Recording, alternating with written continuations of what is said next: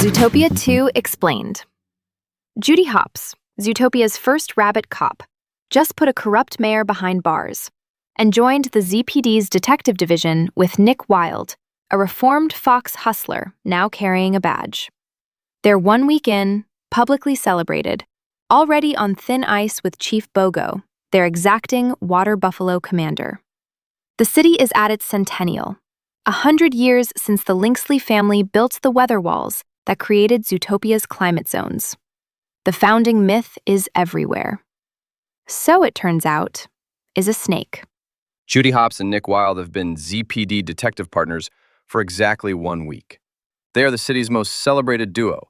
They just exposed and imprisoned a corrupt mayor, and they are already in very serious trouble.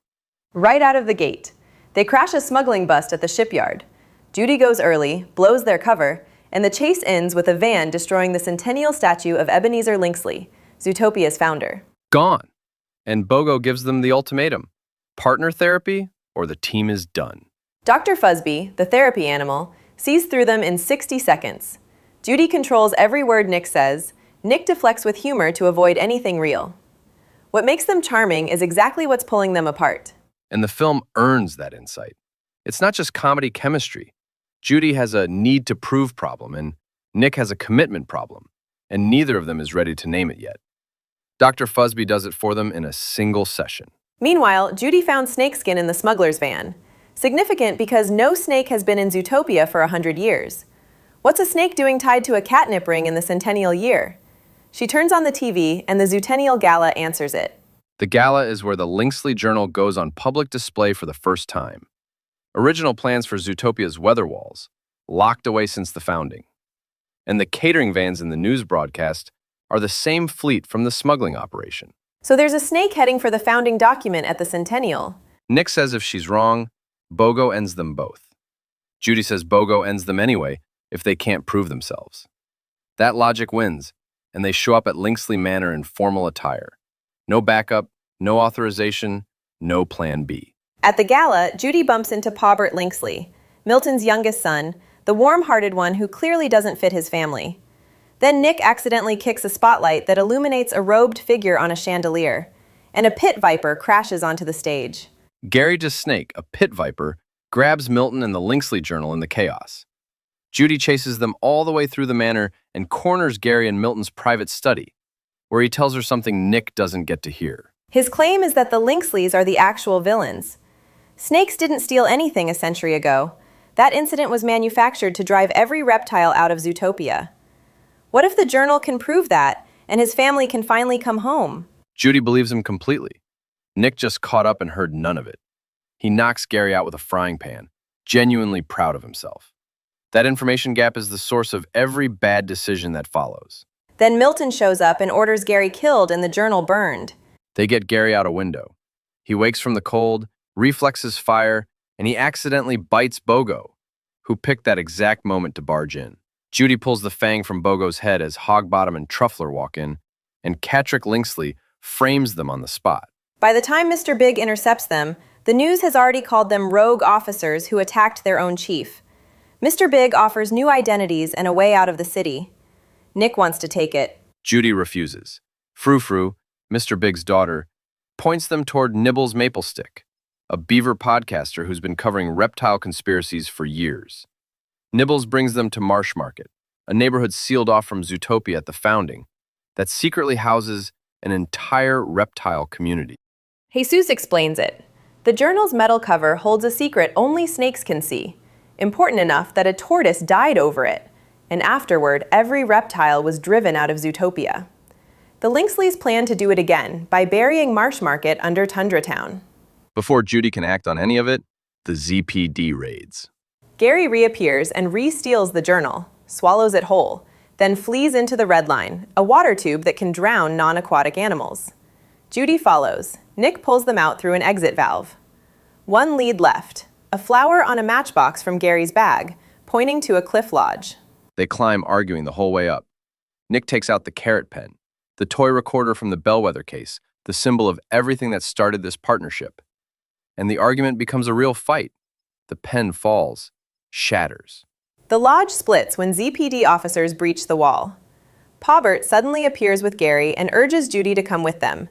She gets hit by a tranq dart before she can decide, and Nick watches her get carried off. Nick is in the back of a police truck, and Milton Lynxley is in there demanding answers. Nick stays silent, so Milton retaliates. The Tundra Town expansion into Marsh Market begins immediately. He calls Nick a lower-class predator nobody will protect, and promises him a cell where his only news will be Judy's death. Meanwhile, Judy wakes in Paubert's motorcycle sidecar in the desert. Gary DeSnake introduces himself, shows her his anti-venom pen, and they reach Paubert's hideout, where the whole case finally cracks open. Right.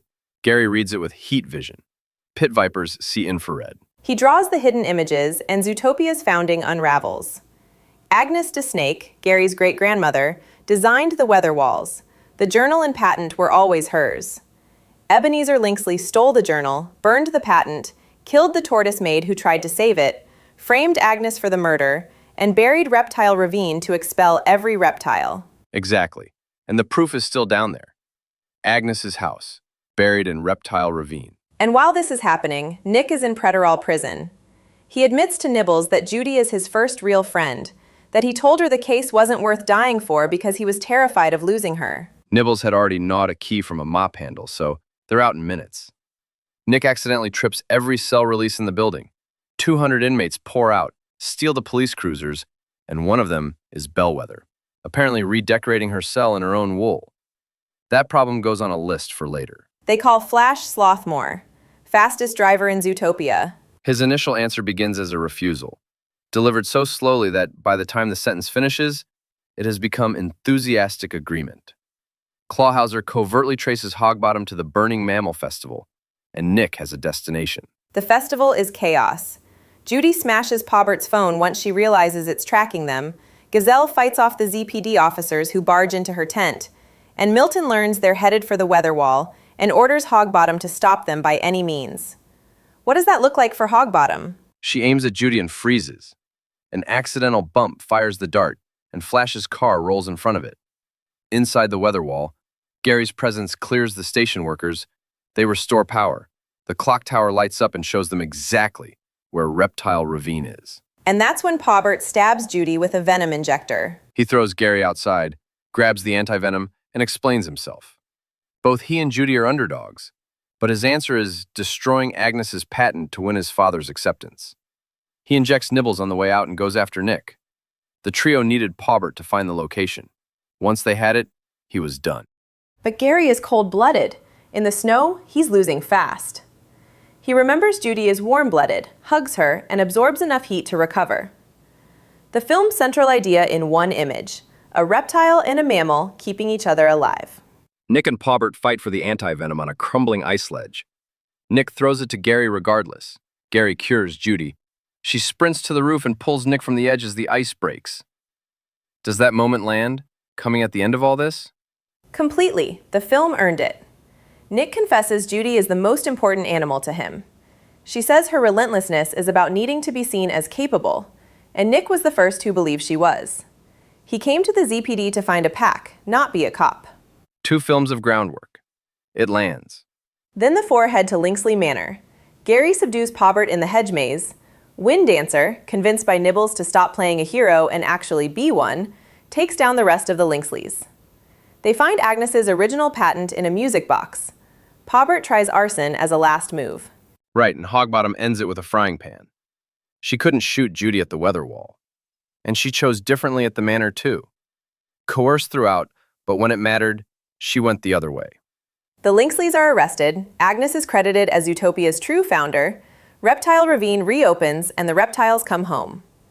Nick gives Judy the repaired carrot pen and tells her he loves her. She unknowingly records it. The win gets complicated. Those 200 escaped criminals are still out there. First target, Bellwether. Nick and Judy catch her at the airport, watching in disguise as she waits for what she thinks is her getaway flight. A feather on Judy's windowsill at the very end. Something flew past. Agnes DeSnake is officially Zootopia's true founder. Bellwether is recaptured. The other 199 escapees remain at large. A feather on Judy's windowsill. The owner is unidentified.